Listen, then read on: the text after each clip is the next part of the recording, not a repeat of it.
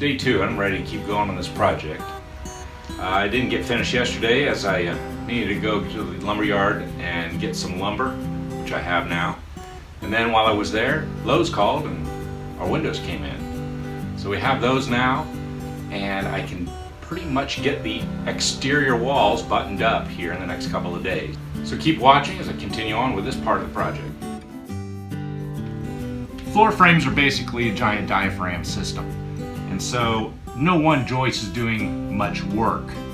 It's a matter of the combination of all the joists working in unison as a system. Any one given joist is not necessarily an issue if it's bad, but if you get a series of joists, then you start to get soft floors. They bounce, they're springing them, they're not very stable.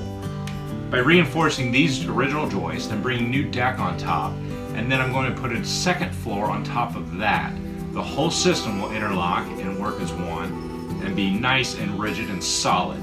And when you got two boys that like to jump around and bounce around, it's exactly what you need.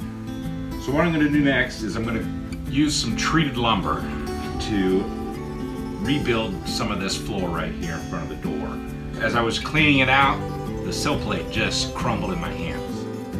These joists are 2x8, so I'm basically going to run some new 2x8 across the end of these joists and then bring new pieces in, attach them to these joists and attach them to the end plate. Then I'll put a new 2x4 sill in just to let it rest on that. I'll notch those new joists out and it'll all interlock and become part of the original frame.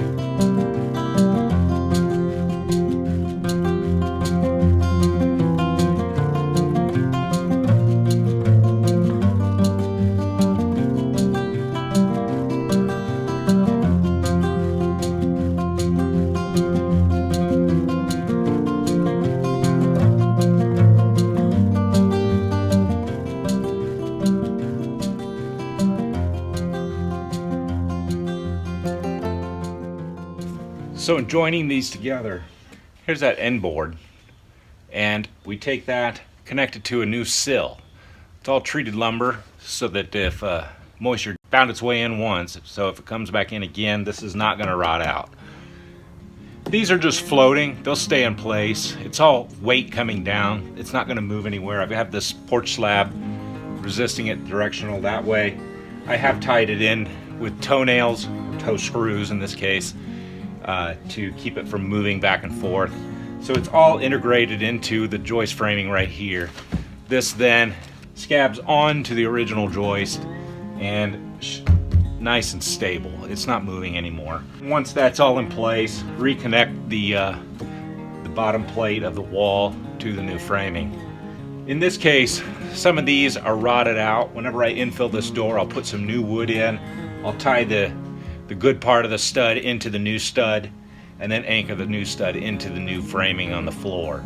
Once that's all done, the new decking goes on, screws on, it's all interlocked, it's all tied together, and it's all one system again. Before, these things just weren't connected anymore. It all rotted out. There just wasn't anything left.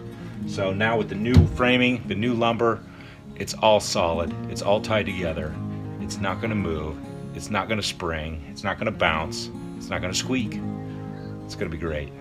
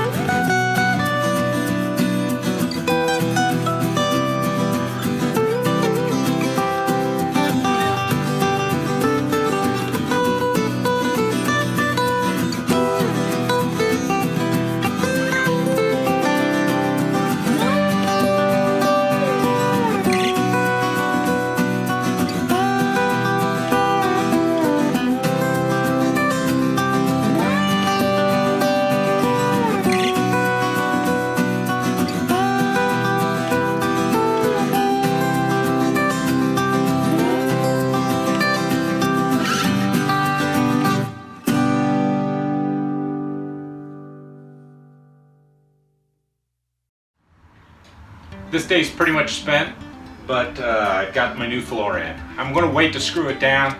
That way I can get it back up, and when I start to do wiring, it'll make it a lot easier than having to crawl underneath again. I'm just going to look for anywhere where there's daylight coming through underneath and fill that up with some spray foam. And then later on, when we work on the porch down the road, I'll work on a flashing detail there to make sure no more water comes in through that wall. Thanks for watching.